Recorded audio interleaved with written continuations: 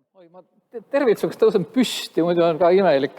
Ja kõigepealt ma tänan väga ministrit selle niisuguse sõbraliku ja sisulise ettekande eest ja mis vastab ka sellele, kuidas me üldiselt ka tavaliselt töötame. Sisuliselt ja sõbralikult. ja ma tahaks meid kõiki tõesti õnnitleda ja innustada ikkagi edasi ka tegutsema. Raivo ütles siin enne, et kui oleks vahva, kui haridusfoorum töötaks ikka edaspidi iga päev. No ma pean ütlema, et meie hulgas on palju neid, kes ongi töötanud tegelikult iga päev selle sama asja nimel ja võtame kas või sedama strateegia, mis nüüd ma loodan ka lõpuks ometi saab.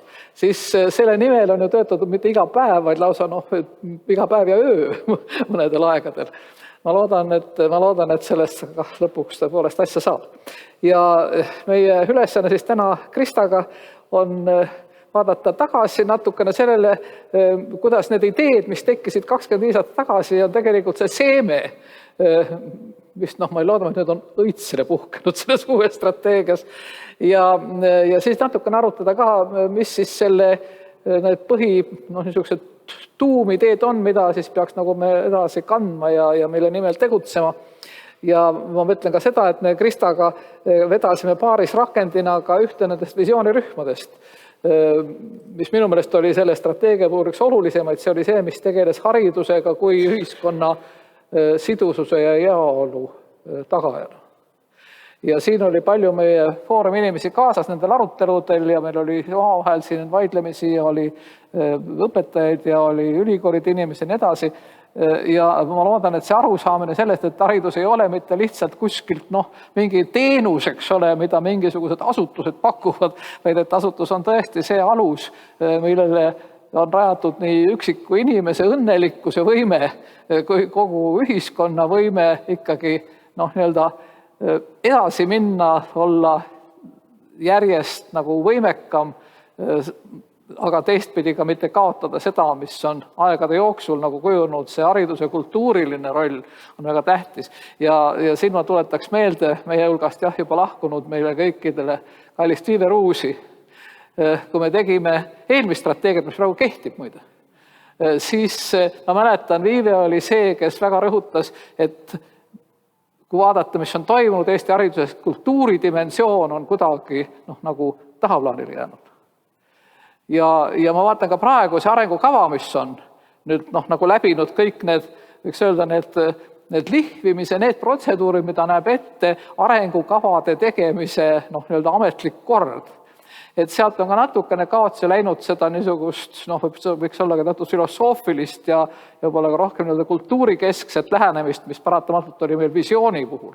Aga nii ongi, sest et kui ma olen vaielnud ka inimestega, ka poliitikute hulgas, kes ütlevad, et mis neist strateegiatest teha, neid keegi ellu ei vii, siis ma tahaksin meie pikkade kogemuste põhjal öelda, mis me oleme siin teiega koos tegelikult teinud esimest strateegiat ja praegu kehtivat ja nüüd uut. Strateegia tegemise protsess on õppimise protsess. Strateegia läheb ellu siis, kui ta läheb kasvama. Ja need ideed, mida me oleme siin arutanud ja mujal on arutatud ja arutati juba, nagu Ene Silva rääkis juba alates 80. lõpust, ega siis need on nagu puuseemned, ega ei saa niiviisi, et paned nüüd ühe tammetõru maha ja homme vaadata, et issand jumal, aga ei olegi veel midagi kasvanud, eks ole.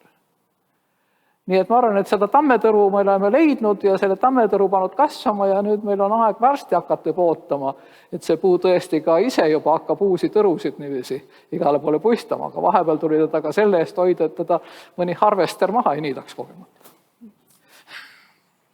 Nii, ja ma annan nüüd Kristale üle juba asjalikumaks jutuks.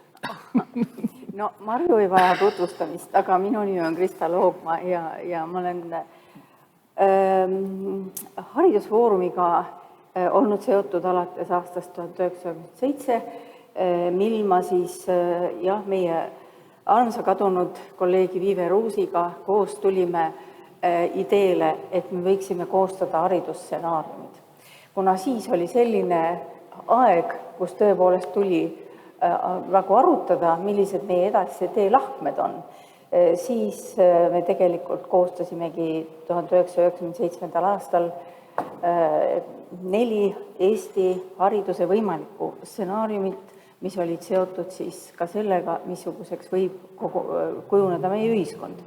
Üks nendest stsenaariumidest, mida me kõik teatud määral või õigemini küll täielikult ideaalseks pidasime, oli siis nimega Õpi Eesti.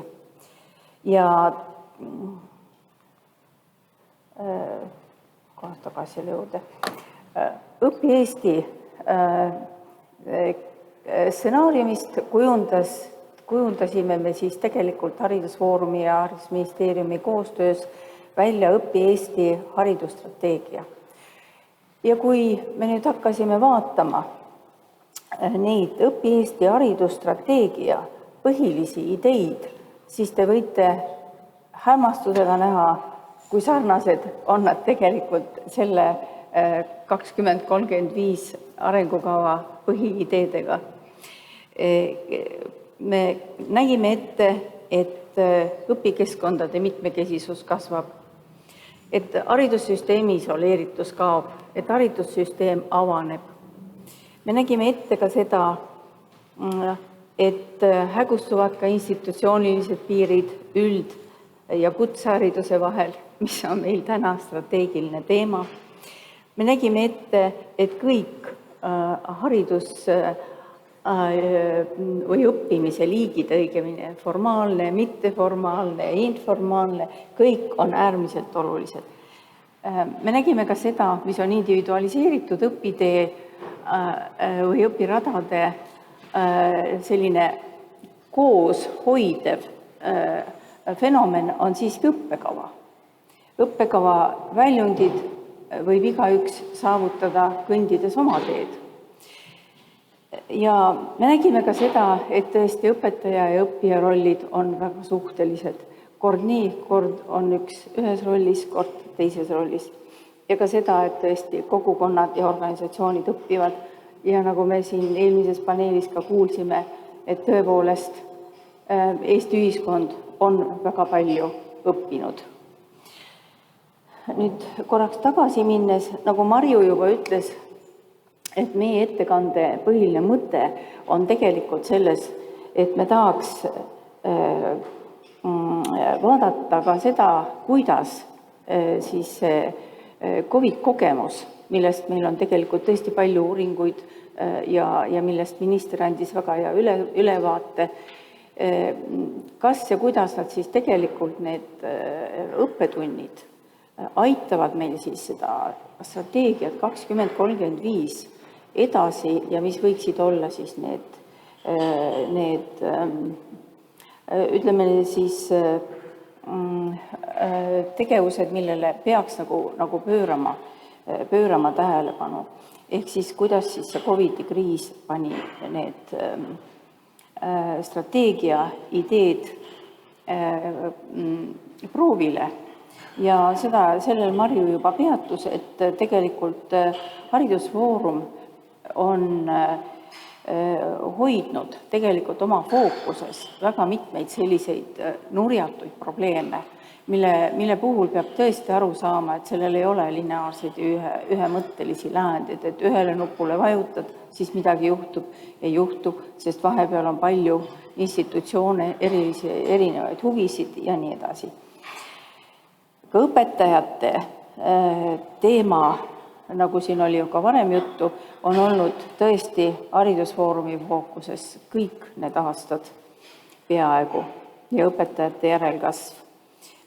Alguses me olime väga optimistlikud selle IKT hariduses ehk siis praeguses terminoloogias digitehnoloogia hariduse suhtes. Nüüd me näeme, ja seda on meile tõestanud tõesti ka hästi palju see COVID-i kriis, et sellel on omad piirid ja me peame aru saama, mis need piirid on.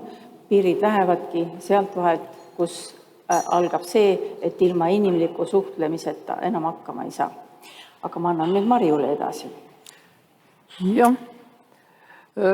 Ja nii me jõuamegi siis nende ideedeni, mis said uuesti nagu läbi keedetud, ma ütleks, nendes praeguse värske väga veel isegi praegu mitte päevavalgusele ilmunud strateegia ettevalmistamisel. Ja nagu ma ütlesin, meie grupp tegeles siis selle visiooni just selle niisuguse sotsiaalsema ja kultuurilisema poolega just heaolu mõttes ja mul on alati olnud väga imelik lugeda, kui mõni inimene kirjutab artikli ja räägib heaolust kui laiskusest. Olete tähele pannud? Isegi Postimehes on olnud artikleid, kus tõljendatakse seda, et haridus peab looma ka õpetaja ja õpilase heaolu tunnet seda, et just nagu haridus peaks tegema laisaks ja mugavaks. Vastupidi, meie veendumus on see, et vaba ja loominguline inimene on õnnelik, tema heaolu on eneseteostuse rõõm, mitte jalgade seinale viskamise mugavus. Ja selles mõttes on olnud meil läbivaks just see niisugune nii õppija kui õpetaja selline väärikuse ja vabaduse ja enesejuhtimise parimas mõttes, mitte sellises mingis tehnilises mõttes, et on manager, iseenda manager, vaid just nimelt, et ta on ka iseenda looja, et ta tõepoolest ka loominguliselt ta loob ka oma ruumi, oma aega ja nii edasi. Ja mis on väga oluline on see, et see kõik saab soimuda ikkagi kogu selles haridusruumi siseses koostöös. Me rõhutame selles või rõhutasime ja ma usun, et see peaks kujunema põhimõisteks seda avatud haridusruumi ideed.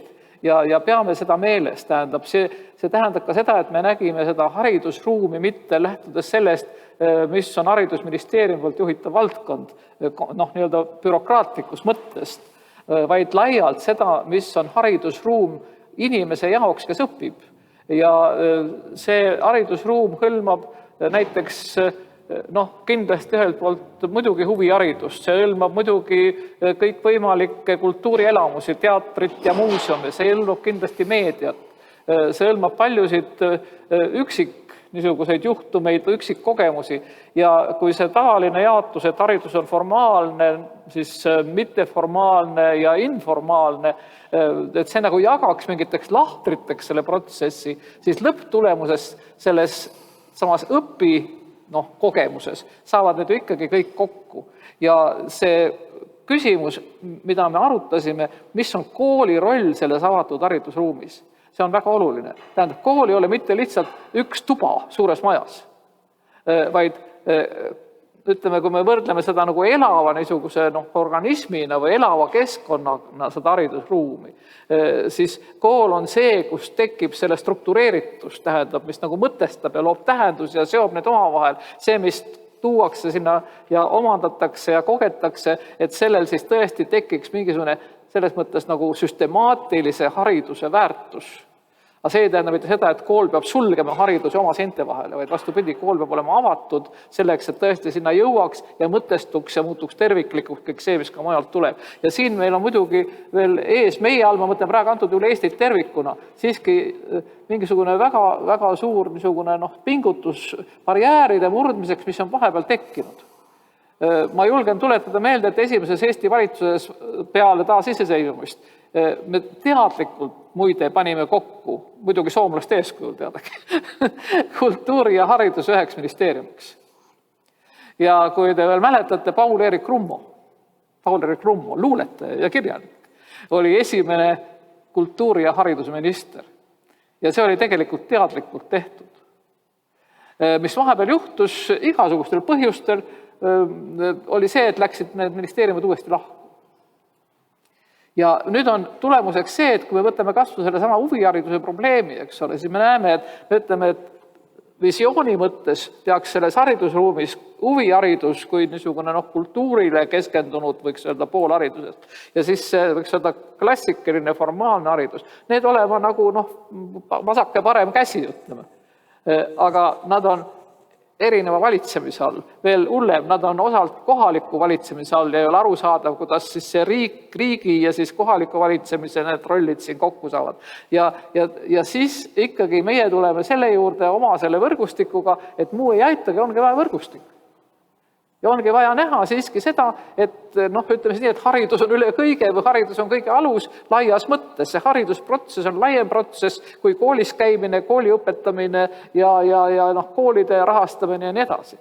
Aga teisalt õpetaja kui ta tõesti on siis see, kes ta on olnud, see maasool, eks ole, peab iseendast kandma ka kõiki neid võimekusi, ka õpilaste jaoks näiteks luua neid tähendusi, aidata õpilastel kokku siduda neid kogemusi erinevatest kohtadest, mis saadakse.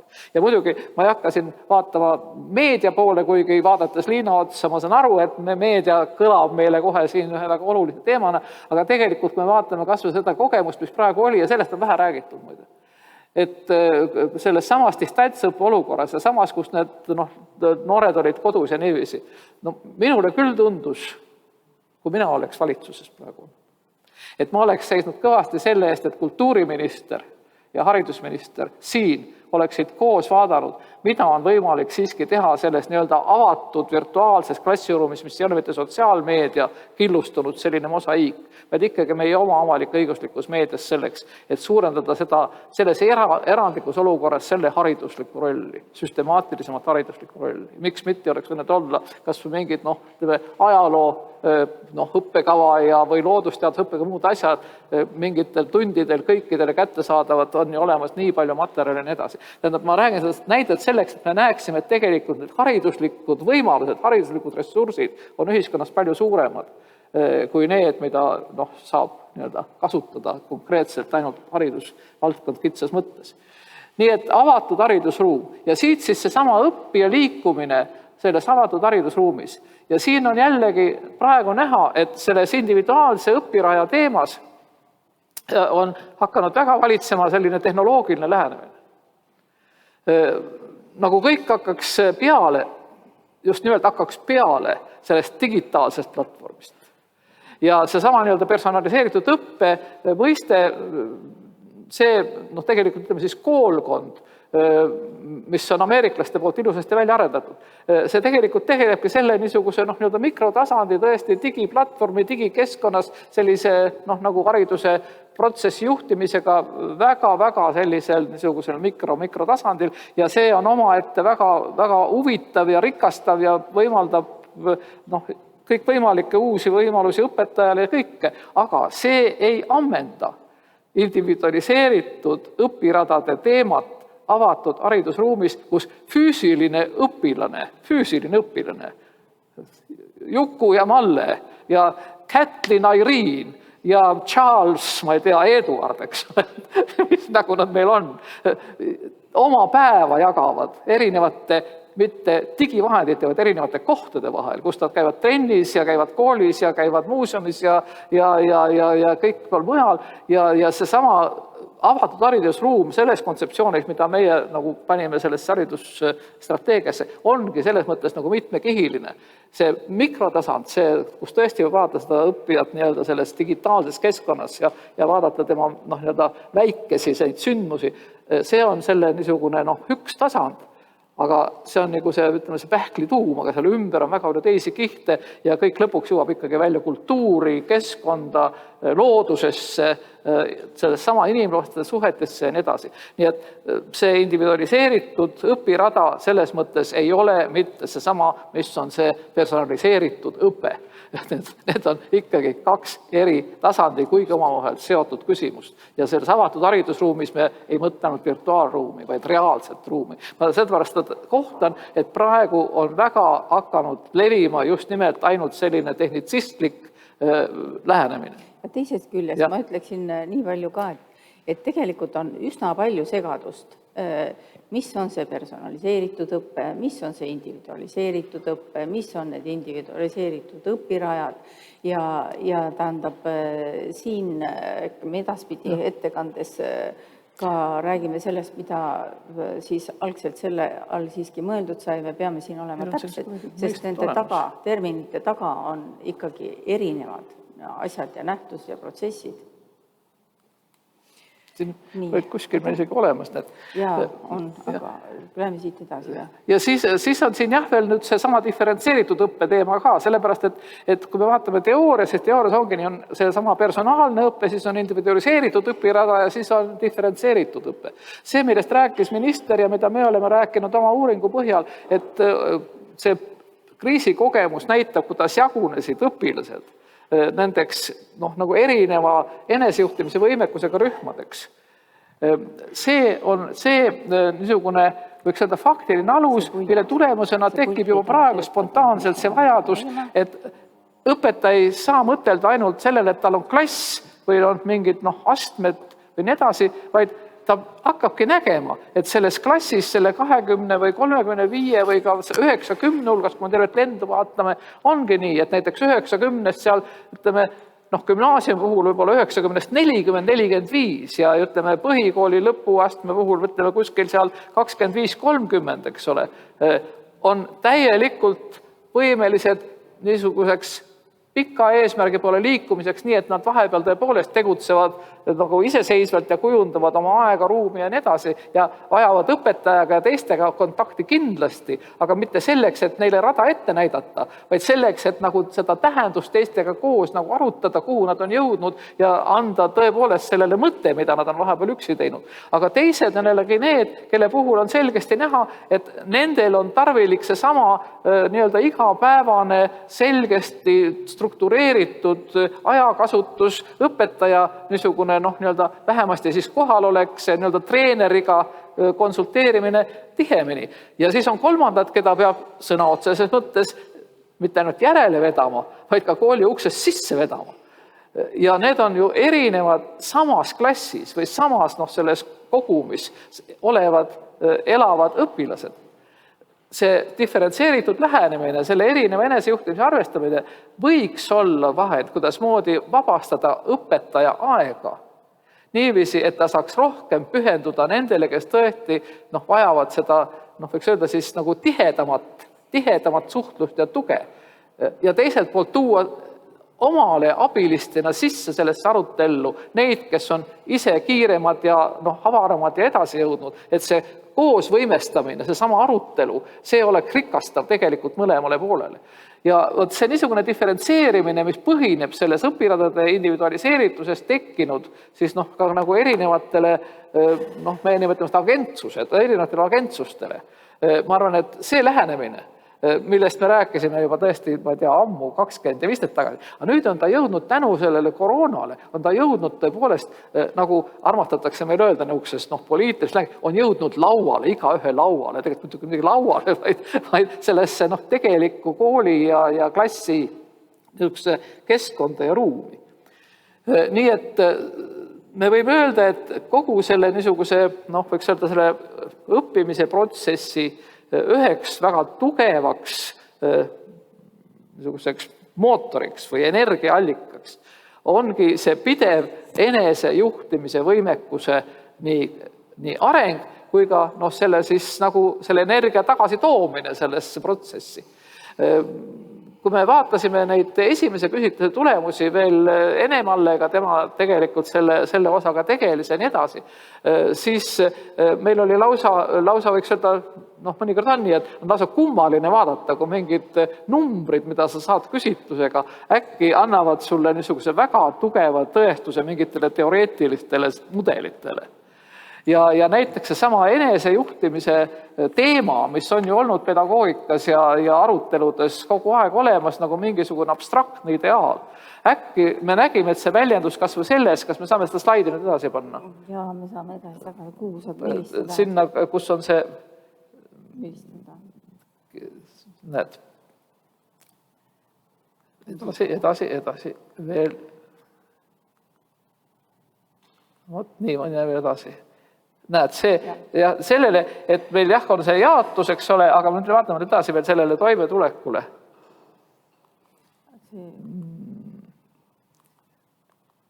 Näed, sellele.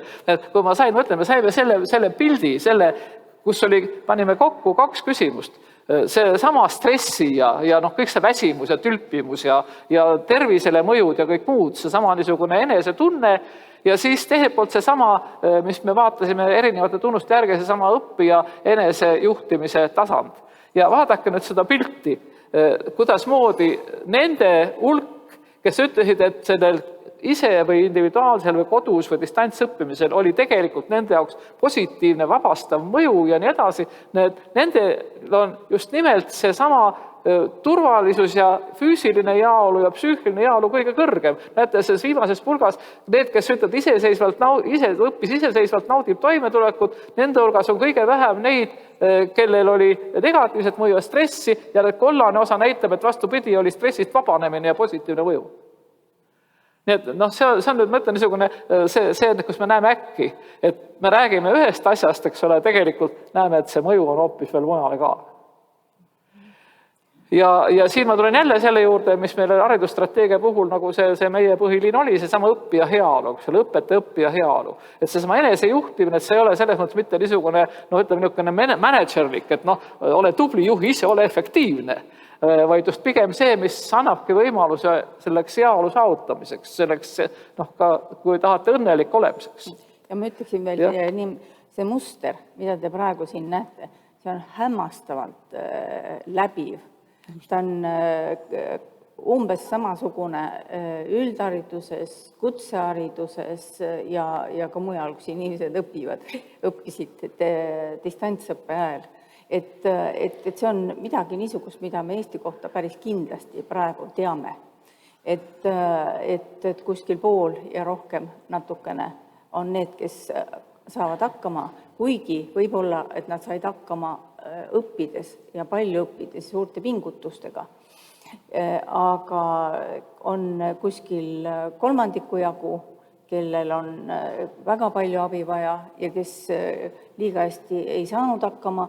Ja siis on tegelikult kõige muret tekitavam umbes 10% või midagi niisugust on need õppijad, kes tõesti ei saanud hakkama. Mitte ainult ei saanud hakkama, vaid kes vihastasid, olid vihased, olid tõesti frustratsioonis. Ja ütlesid, et mitte kunagi enam ja et see kõik on üks jama ja kui veel tuleb, siis mina enam ei lähe. Ja need on ka need õppijad, kes kippusid ära kaduma selles distantsõppe ajal. Aga ma tahaksin lisada, et vaadake, meediakajastus ongi ju see tavaliselt, mis otsib sellist dramaatilisemat ja konfliktsemat. Ja see 10% teeb palju kõvemat häält.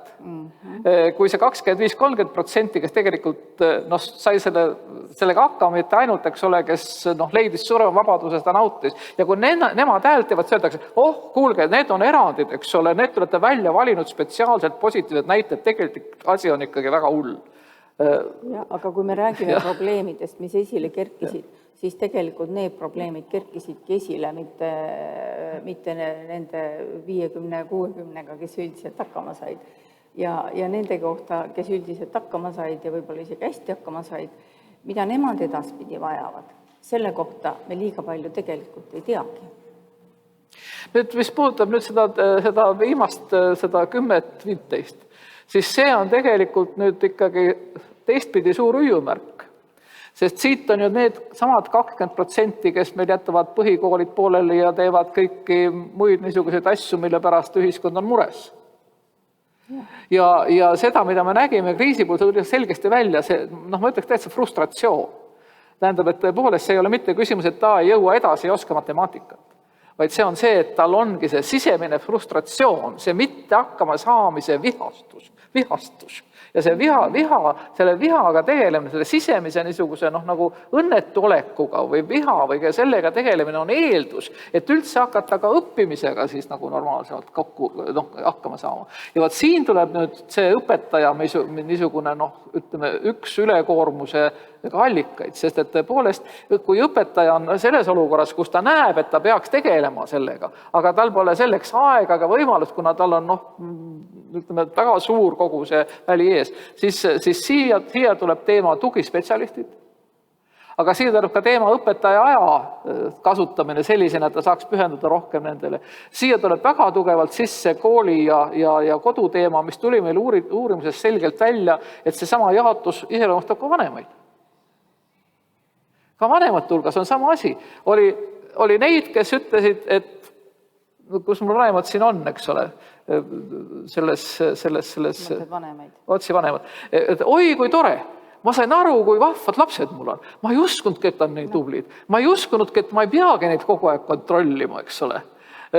Vanematel oli positiivne, me õppisime üksteist tundma, me õppisime perega koos looma kõik. Aga teises otsas olid need vanemad, eks ole, kes olid ka väga vihased, väga frustreeritud, ühelt poolt muidugi need, kes ütlesid, et nad ei paneski enam last kooli, aga teiselt poolt need, kes ütlesid, et kool ei hooli, eks ole, ja nemad ei saa hakkama ja nemad lähevad hulluks ja selg valutab, pea valutab, kõht valutab, laps valutab, mees valutab ja elu valutab. Ja siin on jällegi see teema, et me ei saa lahendada ainult hariduse probleemi.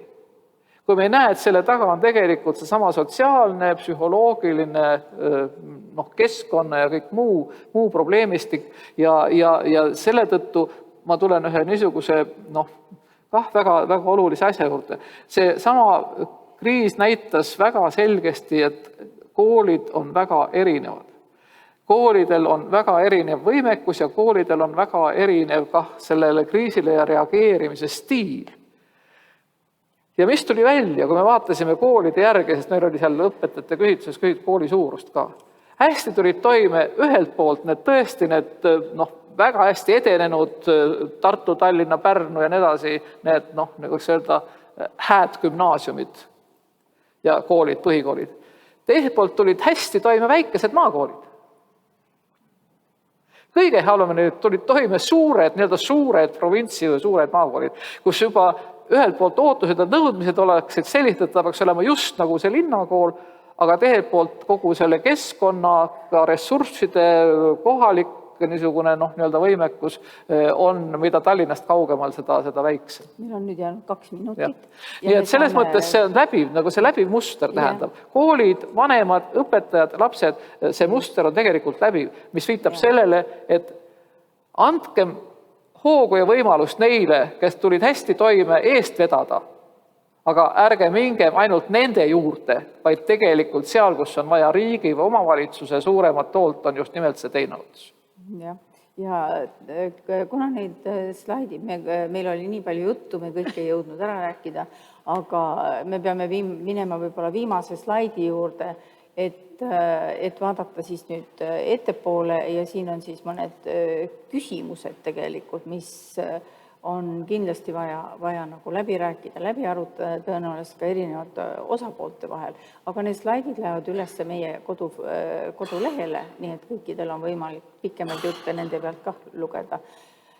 Aga siin on siis 4 sellist küsimust, mis on suunatud ütleme siis ikkagi eelkõige tõesti läbirääkimisteks, mitte ainult haridusministeeriumil, vaid ka läbirääkimiseks erinevate hariduse asjaosalistega. Ja selles me näeme natukene ka haridusfoorumi niisugust ülesannet või missiooni tulevikuks, et me püüame siis aidata võib-olla neid asju läbi rääkida, kui nii läheb. No siin on need 4 küsimuse märksõnad, ma kordaks üle. Esimene on kuidas me saame valmisoleku, et seda haridusstrateegiat, uut haridusparadigmat, kõike seda ellu viia. Kuidas see toimub? Ja milliseid lisaressursse see vajab? Sest see on selge, et igasugune selline muutus vajab teatud mõttes lisaressurssi. Nii aega, energiat, vaimu kui ka raha kasvõi näiteks kogu selle ümberkorralduse mõttes, mis on kooli logistikas kasvõi. Siis ikkagi, mis on siis see kaasamise järgmine niisugune nagu ring ja võimalus, sellepärast, et praegu strateegia sai tehtud küllalt vähe ja suure kaasamisringiga.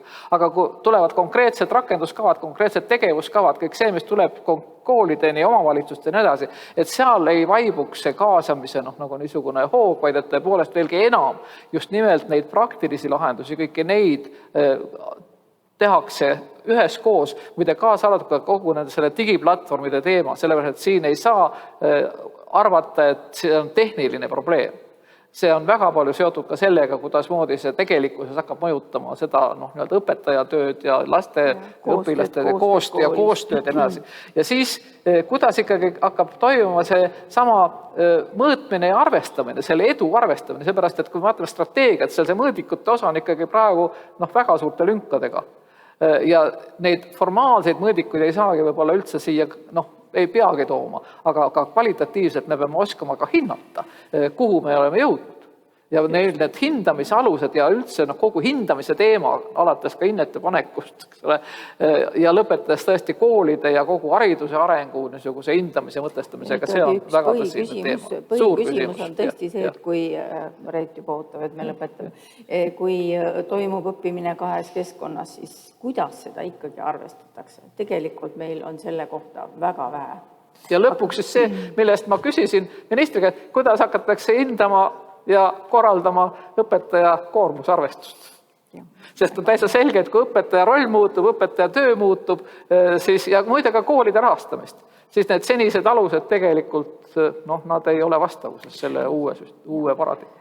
Aitäh Marjule ja Kristale ja